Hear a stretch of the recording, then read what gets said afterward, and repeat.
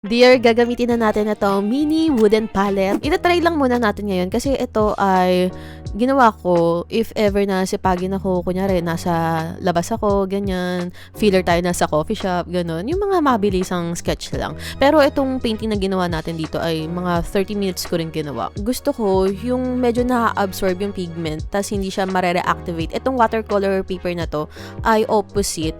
Ano siya mas marami yung, sa sizing ng paper din to mas marami yung open time niya na mamove mo yung pigment and then kapag nilagyan mo siya ng water, medyo nare-reactivate niya na kahit na pinatuyo mo na. Depende yun sa mga artists, sa style, technique na ginagawa nyo, depende talaga sa preference. All in all, workable naman at hindi nga nagbuckle yung paper. 300 GSM, kaya pala ang bongga na rin ito. And doon sa Shinhan watercolor, medyo ulit ako, na-overwhelmed kasi nga ang pigmented talaga na to, siya, isa sa mga favorite watercolor ko talaga. Dahil nga, maliit tong palette natin, super mini lang talaga siya.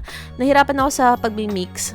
Kaya buti, mata lang yung ginagawa natin. Limited color, limited palette lang din. Dito sa 8 colors na pinili natin, siguro ang papalitan ko lang dyan yung yellow ochre.